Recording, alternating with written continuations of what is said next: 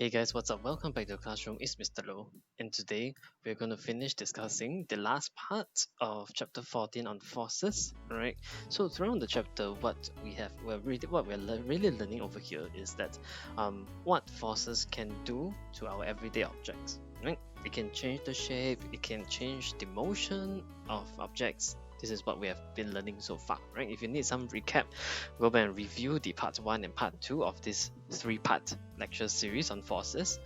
Alright, now in this last part of the chapter, we are going to learn 2 more effects forces have on our everyday objects, namely rotational effect as well as exerting pressure. Alright, sounds good. Let's carry on. Alright, so I'm sure we all know what this is. This is a seesaw, right? Okay, I hope everyone has played with this before. Alright, so you can imagine before the little girl was set on the seesaw and the apple was placed there. The seesaw is supposed to be horizontal, right? It's supposed to be horizontal. None of the sides is tilting. And as you probably know, the side which has a heavier load, for example, a fatter person sitting on the other side of the seesaw, right? That side where the supposedly heavier person, right, would be tilted downwards, right? Okay, so what has it got to do with forces, right?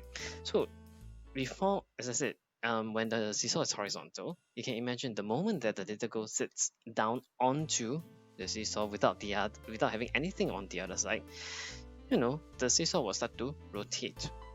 And it was horizontal and now it is in this diagonal position. So there's some form of turning, right? There's a rotation over here. Okay, so what you see over here is a diagram. Okay, when the girl sits down on it, she has a weight. Okay, recall a bit what is weight. Weight is the gravitational force that the earth exerts on the little girl to pull her towards the ground, right? So there's a force over here acting on the seesaw, which is a weight. As a result, the seesaw rotates from the horizontal position to this slanted position. Okay, so this is the first thing we're going to study: rotational effect of a force. Now, in order to achieve rotation effect of a force, you need 2 ingredients. Number 1, a pivot. Now, I'm sure you've heard of this word before somewhere or another, but if you're not too sure, we will study a bit more in this chapter. Alright, of course, you need a force. In this case, the force involved is the weight of the girl. So where is the pivot? Well, you can imagine this is the pivot, right? This is when it's like the anchor, right? This is when the seesaw will rotate about, this pivot over here. So when we do physics, okay, we do not have to draw everything in detail. So for pivot, we typically use a triangle to represent, right? So if you see a horizontal plank, like a wooden plank, and a triangle placed beneath it, then you know that that triangle represents a pivot. It is when the rotation will center about. Okay, so moving on. Long ago, in ancient Greece, there's this guy called Archimedes, and he famously said this: "Give me a lever long enough and a fulcrum on which to place it, and I shall move the world." Now that totally sounds a bit weird, but if you look at the diagram, it looks totally like the seesaw in the previous slide, isn't it? Now, the lever actually represents the long stick that he's holding on to. So give me a long enough stick. I don't know how long it would need to be. And the fulcrum refers to the pivot. Okay, so what is he trying to say? If you give him a long enough stick and a pivot, he can actually tilt the world up, the earth up, right? So this is a very big claim, but you can imagine what he's trying to say over here. This is the force that you exert onto the stick, right? Just like the weight of the little girl on the seesaw. And the pivot is that piece of rock over there. And then, as a result, the other side of the wooden plank or stick would rotate and then tilting the earth upwards. So of course, there's nowhere in the universe to place this long enough stick, as the pivot. But this is just his imagination as to the idea of a rotational effect of forces. Alright, so moving on. Okay, so for instance, over here in our daily life, another example, we will see a lot of daily examples here. When you open up the door, right, if it's not a sliding door, it's the usual kind of door where you have to pull it or push it open, you realize that the door actually rotates as you apply a force to pull or push it. So where is the pivot? So where do you think is the pivot when you open the door? Well, it's at the hinge. Okay, the hinge is somewhere on this side, where the door is bolted to the walls. Alright, so by pulling, exerting a force perpendicular or to the surface of the door, right, you're causing a turning effect. Okay, levers. Just now there was something mentioned about levers. Okay, now levers are tools, okay, that help us to do things a bit easier. Okay, if you know what this is, like a barrel or something.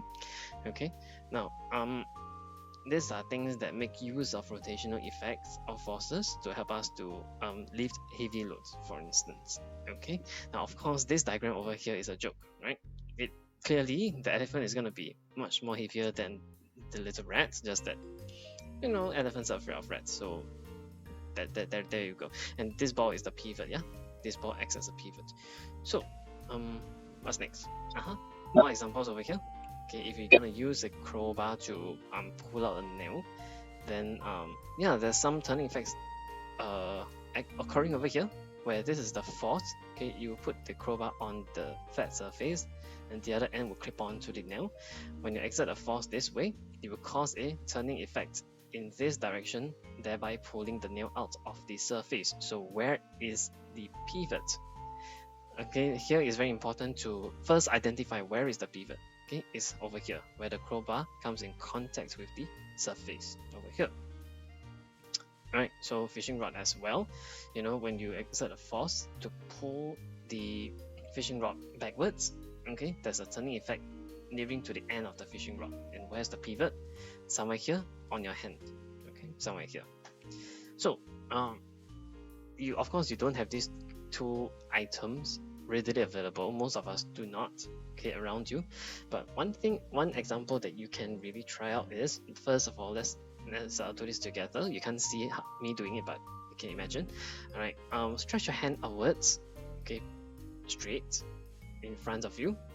Turn your palm to face the ceiling or the sky, okay, and then you bend your elbow. You bend your elbow such that now your fingers are pointing to the sky, right? So you repeat this action. This is it's a form of exercise called the bicep curl, if you know what it is, right? So this is also some form of rotational effects, of the forces. So the force is exerted by your bicep muscles and causing your forearm to rotate about a pivot. But now the question is, where is the pivot? If you said your elbow, then you're absolutely right. Your elbow serves as the pivot, okay? And then your bicep exerts a force to cause your forearm and hands to rotate. Yeah, okay. Yeah, using a wheelbarrow. So you don't have to lift so much. You don't have to use so much force, at the handle there in order to lift your load in the bucket, whatever you call it. And the pivot clearly is at the wheel over here. Okay, so when we talk about turning effect of forces, we have used a quantity, right, to quantify what is this rotation thing about. Okay, we call this quantity a moment, right? Moment is defined by definition, please memorize, as the turning effect of a force due to a force. Okay, and the SI unit over here is Newton meter. Now there are two parts to this, Newton and meter. Now as you recall, Newton, capital N, is the SI unit for forces. Alright, so what is meter? The unit of some form of length or distance, right? Okay, so as you can imagine, moment, this thing of moment, called moment, has to do with a force, clearly, as we have been discussing, and some form of distance. Distance, what distance are we talking about? Let's take a look. Okay, in particular, moment is equals to the force applied, okay, multiplied by the perpendicular distance from the force to the pivot. of course in units of meter. Now the key thing over here is perpendicular. Alright, you need to take note. Okay, not any distance, but perpendicular distance from the force to the pivot. Okay, so we, in short, M equals to F times D. Okay, so it's sometimes it's really very difficult to imagine what do we mean by perpendicular distance. So let's take a look over here. Okay, this example is very clear. We have a force of 10 newtons acting on this bar or whatever it is, okay, about a pivot, which is over here. This is the turning point, and the distance, as we say, is the perpendicular distance, right, which is this 0.5 meters over here. Now, where is this? Why do we need to talk about perpendicular? Because the force is acting downwards and it forms a 90 degree over here. This angle over here is 90 degrees, okay, from the force to the pivot. Alright, so this is the distance that is at 90 degrees to the force, this arrow over here.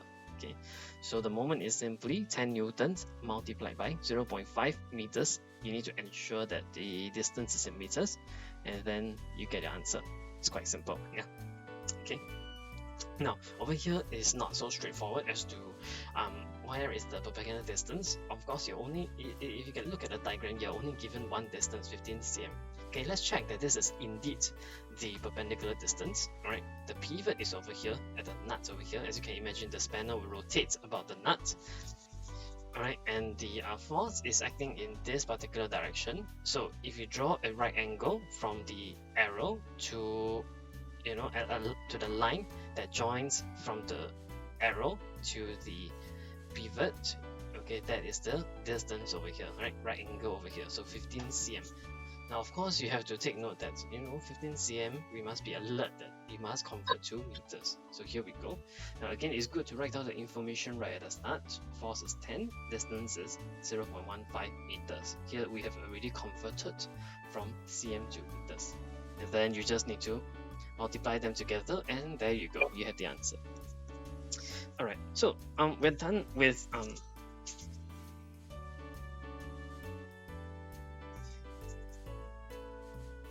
the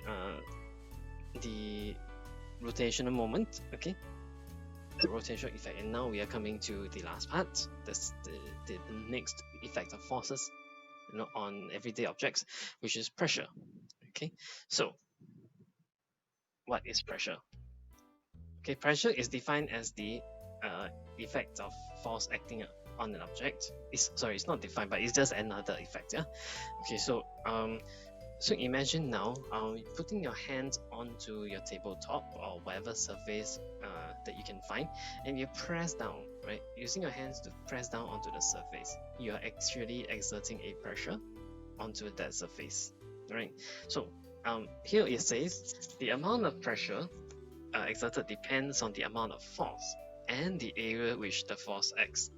Right? Let's study more. First of all, you know, using your hand to press onto the surface, the bigger the force, the harder that you press onto the surface, you can imagine, right, the pressure that you exert onto the surface is higher. But what about the area part? Let's take a look. Okay, so first of all, when we talk about pressure, okay, the first thing that we would think of is this kind of pressure, right? You know, our common usage of the word pressure. But of course, this is psychological pressure, and we are not interested in that in physics, right? In physics, pressure has to do with forces acting on a surface, right? So you know, when the brick is pressed onto the sponge, it exerts a pressure onto the sponge downwards. Yeah. Actually, pressure has no direction, but the force is acting downwards, and over this area over here, there is pressure exerted. So does the brick, right? Okay, now, of course, injection, where the needle pokes into your skin, there is a force to push the, you know, that the doctor or nurse uses to push the needle into your skin, into your flesh. That is a force, right? So the needle actually exerts a pressure onto your skin, right? So there's a common misconception over here, you know, is it a force? Is it a force that causes something to penetrate through a surface? Like, for instance, you know, in this case, penetrating through the skin? No, it's actually pressure, Alright, so you can have a very large force, but you will see later, if the surface area, the contact area is very huge, it will not puncture through the surface, right? But on the other hand, just as a preview, this needle over here has a very small contact area. So you can imagine, given the same force exerted, for instance, here the finger versus the needle, right? The needle has a much smaller contact surface area, and therefore the pressure is going to be larger. Therefore, it's easier to puncture or penetrate through a surface. Okay, let's move on over here. Okay, we're gonna learn. We're gonna define pressure. Okay, we're gonna learn the formula for pressure. Yeah, and describe some daily examples of pressure. Okay, that's the last part. We are going to take a look at a video of Ellen DeGeneres. She's going to lie down on a bed of nails. Let's take a look.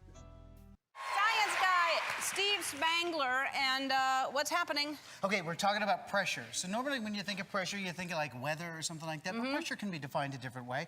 And pressure is when two things come in contact with each other. So here, hang on to the balloon, and a balloon loves a nail. So we can define pressure this way. So kind of watch this. So see how the tip is right there? All the pressure is at that point right there, and then we get a pop, right? And that's fun. Did you like that? No. No, okay. That is not fun. So that's why I'm not using a nail at all. My great friends at the Arizona Science Center loaned me this. Look, it's a little bed that's here, and there's 4,538 holes. And in those holes are this. Look, there's 4,538 nails. So in theory, this should be really awesome, okay? If you can take the pressure and distribute it over the entire table like this, it should be fine. And here, for example, watch. Take an apple and just kind of drop it on the nails, and you'll see that it bounces kind of right off. But that's okay. Your flesh is thicker than this, all right? So it is not a problem. That was silly right there. This is pretty. So what I was thinking was, if you're up for it, I got you this nice little pillow. And then I was just kind of thinking, I'll help you if you just kind of want to lay down on this, and then I'll show you the next part. It's fine, it's clean. Do you want to?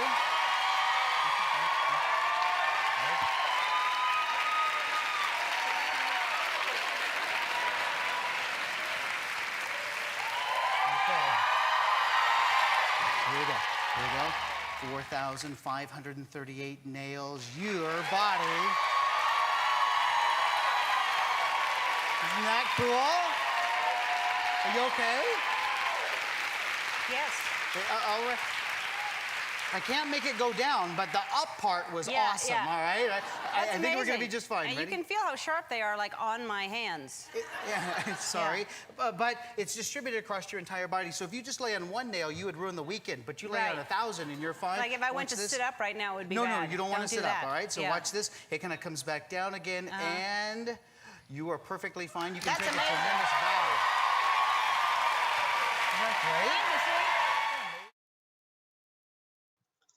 Okay, so over here, we're done watching the video, and it comes as a shock to some of us, right? So this science person, this demonstrator, the way that he described the so-called problem is that, one nail can puncture a balloon and can probably puncture your skin as well, cause bleeding and whatever injuries. So if one nail is able to do so much damage, what about so many nails? Why is it that Ellen is able to lie on the bed of nails without being harmed? So that's the question over here. Right, to answer that, we have to first study what's pressure. Right, so by definition, pressure is defined as the amount of force acting perpendicularly on a unit area. So again, there's a perpendicular part. So you can imagine, when I hammer a nail into a wall, I hammer the nail perpendicularly to the surface of the wall. So that's what I mean by force acting perpendicularly to a unit area. Alright. So the SI unit over here is Newton per square meter or Pascal. Right. Typically, we will use Pascal, when this Pascal unit is equivalent to Newton per meter square. So again, if you study the units, you will see Newton, you will see that force is coming into play as expected, and area will manifest itself in the units of square meters, right, or meter square. Okay, so let's take a look. The formula is as such: pressure equals to force over area. Okay, force over area. So if you know your algebra well enough, you will start to realize something, the relationship between force and pressure, as well as area and pressure. Let's zoom into the formula itself. Pressure equals the force over area. So the bigger the force, as you can imagine, as we described just now, the bigger the pressure. Alright. Now the area is on the denominator. So the bigger the area, what will happen to the pressure? Well, the bigger the area, the smaller the pressure. So as compared to the needle, let's jump back the slides a bit. The needle over here has a very small contact area. So if we go back to the formula, what will happen? If you have a very small area, given the same force, the pressure will be large, right? So yeah, your algebra does come into play. Okay, so to have a big pressure exerting on the surface, either you have a very huge force, right? Even better if the contact area is very small. Alright, so let's take a look at the typical example. A box of weight 3 newtons. So over here, this is the force. The weight is the force that we're talking about. It's placed on the floor, right? So the weight of the box is going to press onto the floor. So that's the force that we're talking about. The contact area between the box and the floor is 0.45 meters squared. So that's the area. Okay, please note that again, area must be in meters squared. So if they give you area, if the question gives you area in cm squared, you have to know how to convert.